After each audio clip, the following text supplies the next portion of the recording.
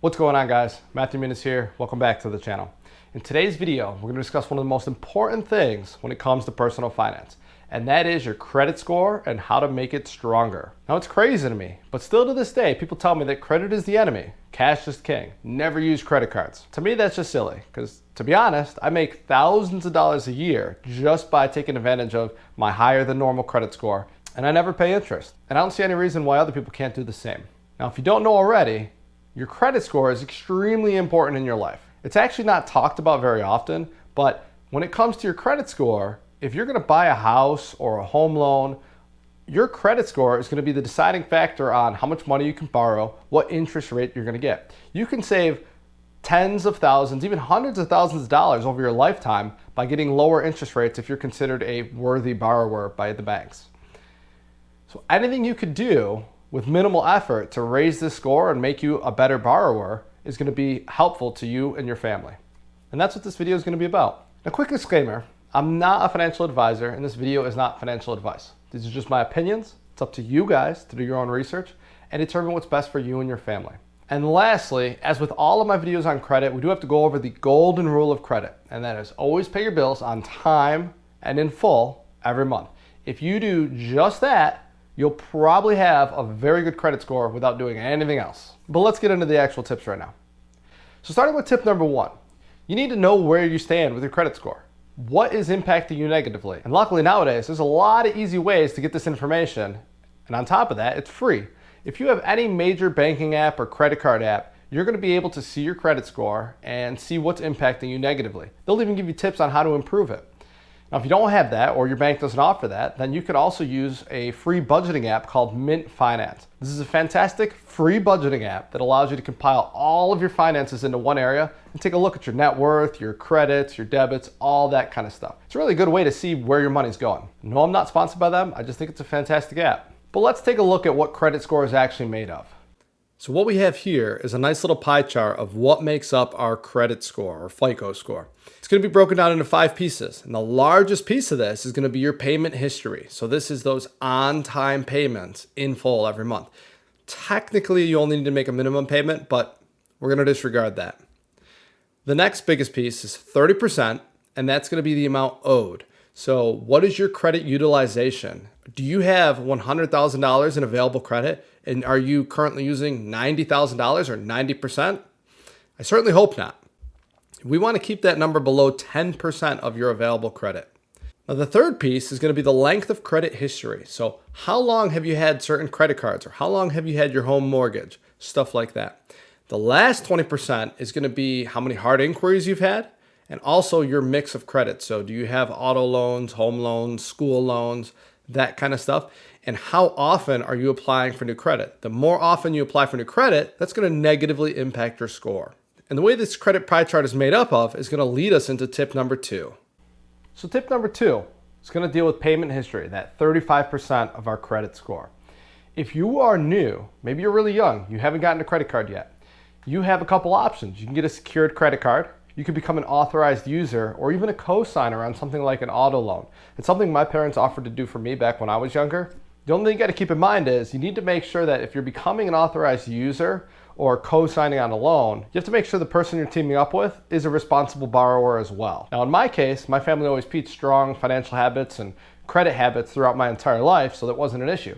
But not every family is going to be the same. And if you're a more experienced user, just make sure you don't have any delinquent accounts, make sure you're meeting all of your minimum payments, and hopefully your entire payments. And then beyond that, just set up automatic payments. If you have automatic payments set up, then you're never going to miss any payments. Now, tip number 3 is going to deal with that 30% of your credit score, which is the credit utilization. Now, once again, credit utilization is how much available credit do you have and how much are you currently using.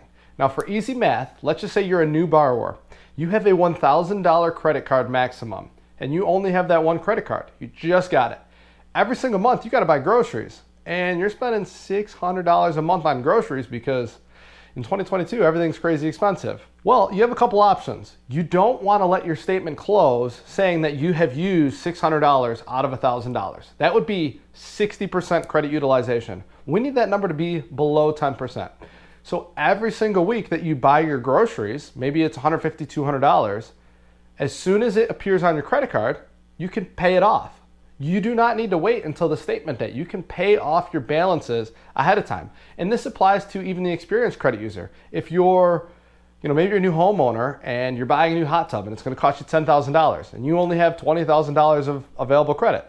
You don't want to have your statement showing you have 50% credit utilization because that's going to negatively impact your score. Maybe pay off half of it and then give yourself the extra 30 days or however long you need, or whatever you're doing. You could take advantage of kind of bending the rules when it comes to credit utilization. Once again, below 10% is good. 0% is good as well, but honestly, there's not much difference between them.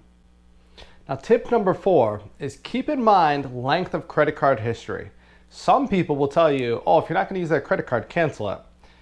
Don't do that. You want to keep credit cards as long as possible, especially if there's no annual fee. Now, if they do have an annual fee, then you need to determine what is the effective annual fee, because are you actually spending money at the end of the year based off of the benefits you received?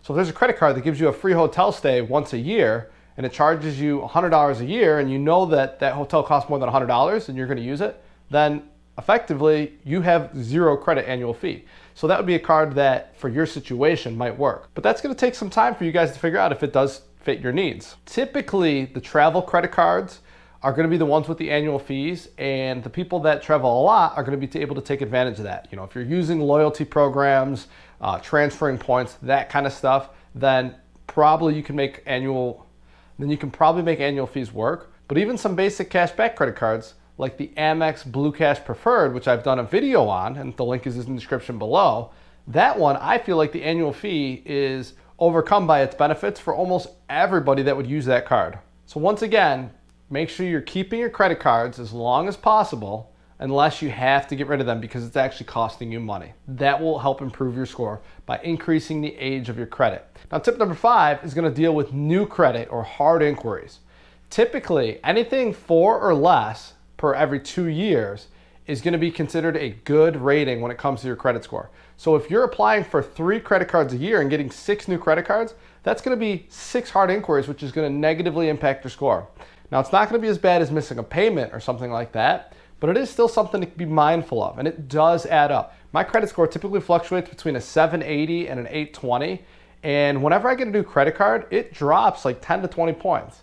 Now, realistically, anything over 750 or 780 is going to be considered excellent and give you opportunities for the best interest rates possible. But for me, someone running a personal finance channel, I like to have as high of a credit score as possible. So I don't know, it makes me feel more honest, I guess. But at the end of the day, there are ways around this as well. One thing you could do, and I've been taking advantage of, is keep an eye out for marketing emails. A lot of times you might have a credit card that you're no longer using and they're going to cancel it, but they don't want to lose your business, or maybe they want you to start using their card again. Sometimes they will send you an offer saying, hey, upgrade this card to this one and spend $1,000 in the first 3 months and we'll give you $150.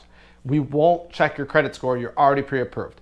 If something like that happens, then if it's going to fit what you're doing in the future, then that's a no-brainer. Get that free money. So make sure you keep an eye out for those emails because a lot of times they can be really good. Another one that I've received recently, not so much about credit score, but just a great cashback offer, is my Amazon Prime card sent me an email saying for the rest of the year, they're going to give me 10% back on gas purchases. That's crazy. Now, I don't actually buy gas, so it doesn't help me at all, but for the average user, 10% back on gas is huge. So definitely keep an eye on those marketing emails because they're not all spam. So I want to know from you guys, did you get anything out of this video? Do you have some tips for me or for my viewers?